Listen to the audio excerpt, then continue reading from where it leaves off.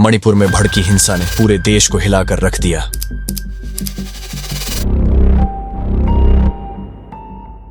सैकड़ों लोग मारे गए, हजारों बेघर हो गए और वहां के मुख्यमंत्री को इस्तीफा तक देना पड़ा। आखिर क्यों भड़की ये आग और कौन है इसके पीछे? आइए जानते हैं इस पूरी घटना का सच। तो साहब, कहानी शुरू होती है 3 मई 2023 को मणिपुर में एक निर्जातीय संघर्ष छिड़ गया। इस हिंसा की शुरुआत तब हुई जब all tribal student union of Manipur एकजुटता मार्च निकाला। मार्च का मकसद था मैतई समुदाय को अनुसूचित जनजाति यानी एसटी का दर्जा देने के विरोध में अपनी आवाज उठाना। लेकिन यह विरोध कब दंगे में बदल गया, किसी को समझ नहीं आया। मणिपुर की कुल जनसंख्या में मैतई समुदाय 53% है, जो ज्यादातर इम्फाल घाटी में रहते हैं। वहीं कुकी और नागा जनजाति पहाड़ी इलाकों में बसती हैं। मैतई समुदाय लंबे समय से एसटी का दर्जा मांग कर रहे थे, जिससे उन्हें आरक्षण और अन्य सरकारी सुविधाएं मिलती। लेकिन आदिवासी समुदायों को यह मंजूर नहीं था, क्योंकि इससे उनकी जनजातीय पहचान और अधिकारों पर असर पड़ता।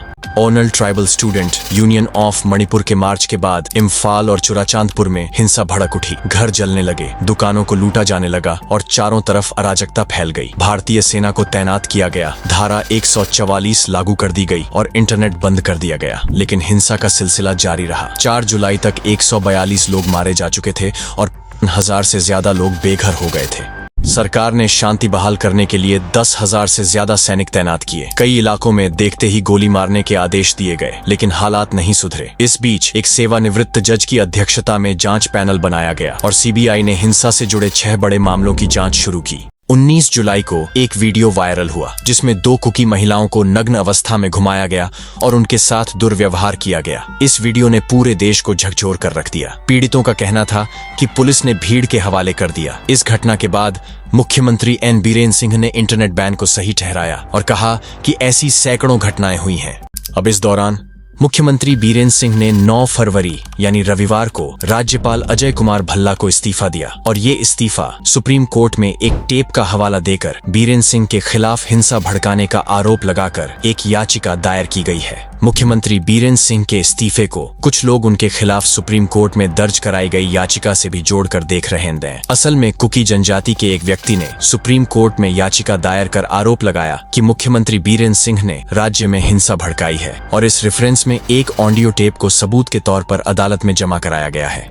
एक गैर लाभकारी फोरेंसिक प्रयोगशाला ट्रुथ लैब्स ने कंफर्म की है कि इस ऑडियो टेप में 93% आवाज बीरेन सिंह की आवाज से मेल खाती है। लिहाजा सुप्रीम कोर्ट ने 3 फरवरी को केंद्रीय फोरेंसिक विज्ञान प्रयोगशाला से इस ऑडियो टेप की जांच पर रिपोर्ट पेश करने को कहा है। बात जहां तक इस ऑडियो टेप की है, तो सुप्रीम कोर्ट इस मामले को देख रही है। ऐसे में अगर टेप की आवाज बीरेन सिंह से मेल खाती है तो बीजेपी के लिए बड़ी दिक्कत खड़ी हो जाएगी, क्योंकि यह टेप कई महीने पहले जारी हुआ था और उसके बाद भी हिंसा की कई घटनाएं हुई हैं। बीरेन सिंह के इस्तीफा के 4 दिन बाद भी नया मुख्यमंत्री नहीं चुना गया था। हालांकि इस मुद्दे पर संबित पत्रा और अन्य नेताओं ने कई बैठकें की, लेकिन कोई भी फैसला नहीं हुआ। बीजेपी विधायक नए मुख्यमंत्री पर सहमत ही नहीं हुए। मणिपुर विधानसभा की पिछली बैठक 12 अगस्त 2024 को हुई थी। संविधान के मुताबिक 6 महीने के भीतर 12 फरवरी 2025 तक फिर से बैठक होनी चाहिए थी, लेकिन ऐसा नहीं हुआ। मणिपुर में मुख्यमंत्री एन बीरेन सिंह के इस्तीफे के बाद राष्ट्रपति शासन लागू किया गया। अनुच्छेद 356 के तहत राज्य में संवैधानिक तंत्र नाकाम होने पर राष्ट्रपति शासन लगाया जाता है। अब राष्ट्रपति शासन लागू होने के बाद राज्य की सभी शक्तियां राष्ट्रपति के पास होंगी।